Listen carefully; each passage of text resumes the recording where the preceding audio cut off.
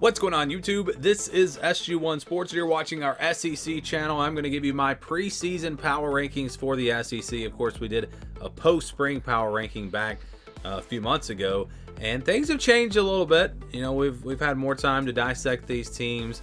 You had more players enter the transfer portal after spring, and different things have happened. So this is an updated version here of our power rankings, and it's pretty tough, honestly, to rank a majority of these teams. I think you've got your teams at the top that are pretty set, and then the team at the bottom is pretty set, and then in the middle, it's really tough to rank these teams. But we'll start with number 14, and that is Vanderbilt. I think Vanderbilt definitely belongs here in that bottom spot. I've seen people that have really bought into Vandy, and they think they might really have a good year this year, get to a bowl game. Last season, they really surprised everyone and almost made it to a bowl game, had a couple of wins in the SEC. I still think they're the worst team in the conference, though. More competitive than they used to be, but you lost some key players from last year's team, and I think it's going to be tough for them to get to a bowl game this year. I've got them at the bottom of the conference. They, of course, open up play week 0 this Saturday, just a couple of days away, and I cannot wait to watch this team play. That really kind of told the story last year when we saw Vanderbilt play Hawaii. And, it wasn't a surprise that they won that game, but the way they played, the way they dominated that game, that was just something that Vanderbilt had not done in the past. I think just a couple of years ago, they lost to an FCS team. So you really saw it right away. There was a change, and I think there has been a change at Vanderbilt. They're not a guaranteed win anymore, but still, I think they're a little bit behind the other teams in the conference, and I've got them at number 14. All right, so there's going to be plenty of debate about these next 7 or 8 teams, and honestly, if you want to change this order, it's not going to be a big deal to me, because I think you can make an argument for these teams being ranked a number of different ways. But just based off of my offseason research and everything, this is how I would rank the teams right now. This could quickly change. I could see these teams play a couple of games, and it could change a lot. That's the problem with preseason rankings. You're ranking teams that you have not seen play yet, so you're kind of basing it off of what you've seen in the past and newcomers and all of that. But let's go to number 13. All right, Florida. So I've got Florida as the bottom team of this group, and it really comes down to Graham Mertz at quarterback. And what I saw from him at Wisconsin last year was not great. Maybe he's a lot better. You're, of course, hearing that he is doing great there in fall camp, and maybe he will be. But I also look at the wide receiver position. They lost some key players there.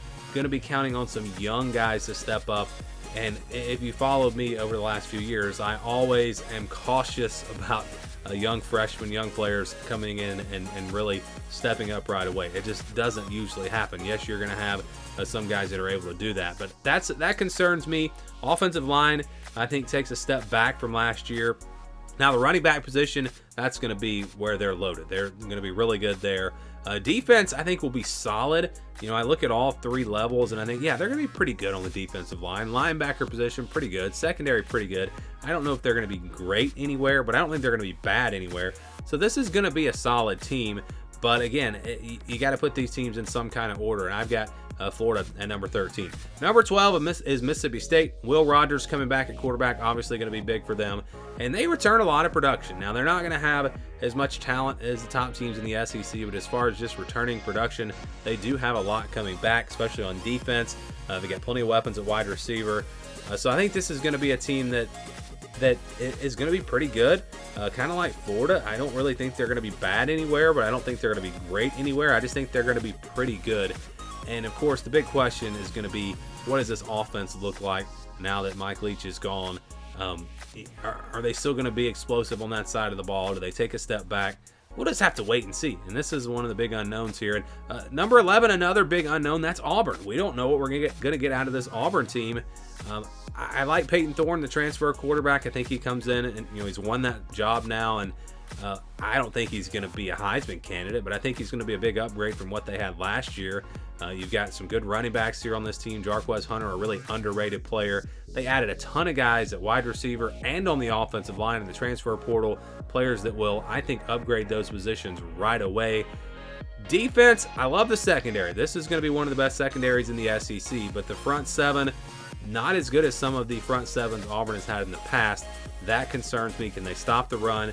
We'll have to wait and see about that. But the secondary being really good, the running back position, and the upgrades at all the positions really on offense make this Auburn team a team that is worth watching, but to potentially be one of the top half of the SEC. But I need to see it on the field first. I want to see this team now that Hugh Freeze has taken over and see how they're going to be better. I mean, that's I would be shocked if they're not better.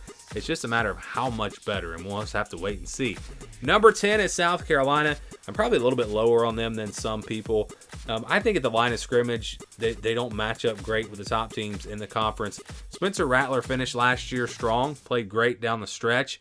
If he can get back to that, this team's going to have a chance to be probably better than the 10th best team in the SEC. But the defense, it looks to be pretty good, kind of similar to Florida, nothing great.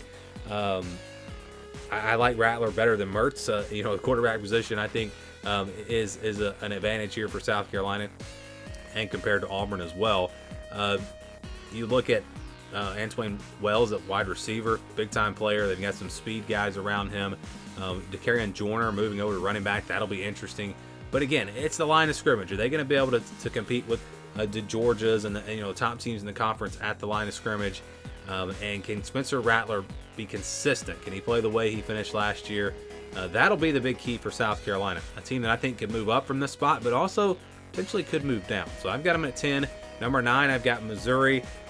I thought I was going to be high on this team compared to everyone else, but it seems like all over the place. Everyone's talking about Missouri. They're going to be a sleeper team. They're going to make some noise in the SEC East. They're going to go 9-3. And now maybe I'm on the lower end of Missouri because I had them at 6-6, and I thought coming into this offseason, it felt like people were putting this team more at like 5-7 or 4-8, but things have kind of shifted there. I think they're going to be really strong on defense. That's really no concern there for me. It'll be interesting at quarterback with Cook, and then you got the transfer Garcia from Miami. That'll be an interesting battle there. They've got some weapons at wide receiver. Offensive line should be good. They don't have a great running back, but with a strong offensive line, I think they'll be okay. The strength of this team is going to be the defense, and I think that defense is going to be really good, and that's why I've got them at number 9. Number 8 is Arkansas. Arkansas is an interesting team here. KJ Jefferson back at quarterback, that's huge. They've got one of the top running back duos in the country. Wide receiver position, you've got some transfers coming in that really haven't proven it at this level, so we'll see how that translates. Offensive line, maybe a step back from last year.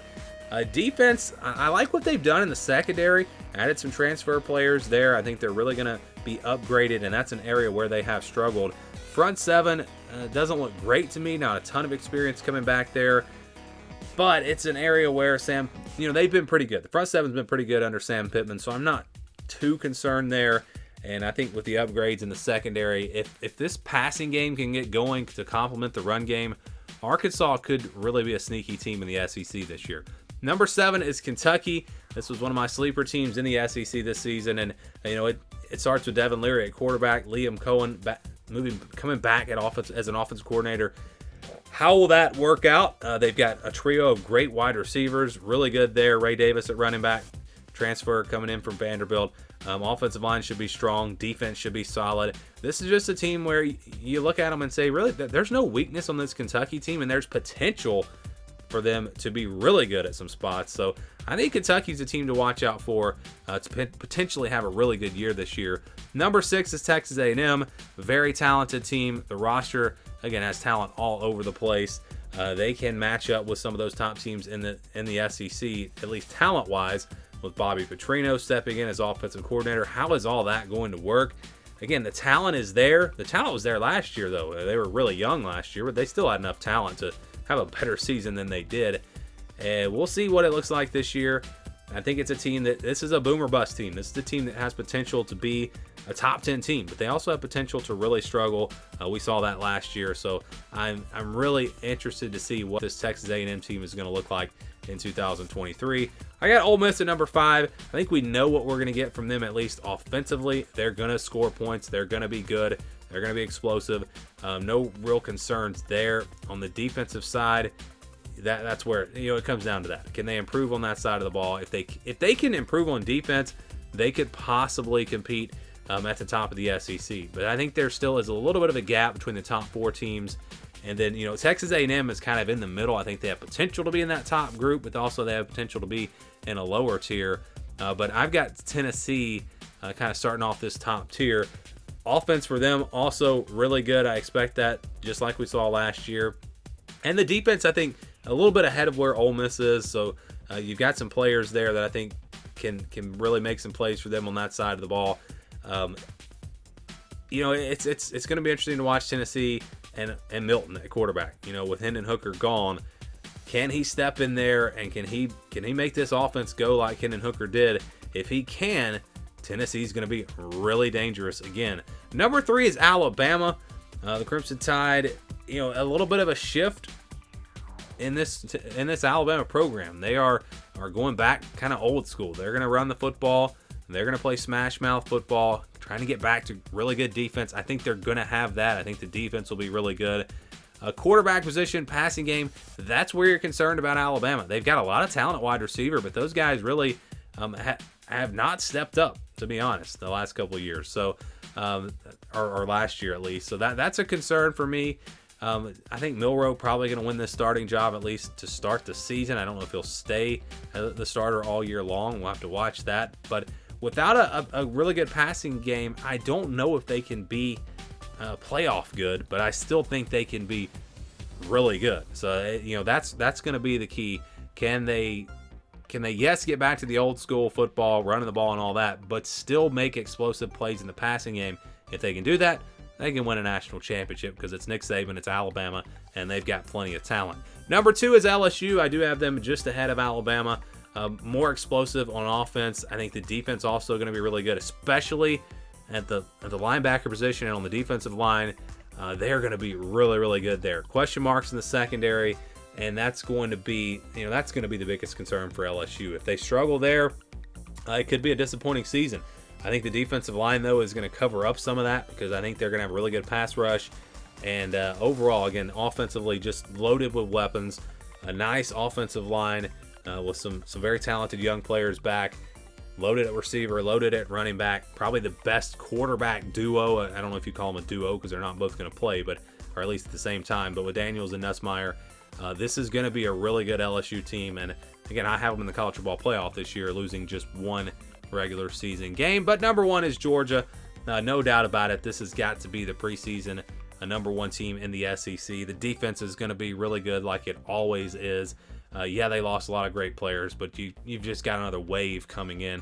A lot of guys that did not start last year but played significant time.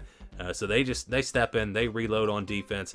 Interesting on the offensive side of the ball, Carson Beck takes over at quarterback. The change at offensive coordinator, Mike Bobo, is back. We'll see what this offense looks like. But just because of their defense, I mean, they're going to have a chance to be right back in that playoff conversation once again. I've got Georgia as the number 1 team preseason in the SEC. Would love to get your thoughts on my rankings. Again, I know there's going to be plenty of debate on that group from like 7 to 13 because I think those teams could definitely move around. And I think we'll have more clarity on who the good teams and the bad teams are out of that group once we see these teams play a few games. So season's about to start. Week 0 coming up Saturday. Vanderbilt, Hawaii. Can't wait to watch that one. Again, give me your thoughts on these power rankings down in the comments below.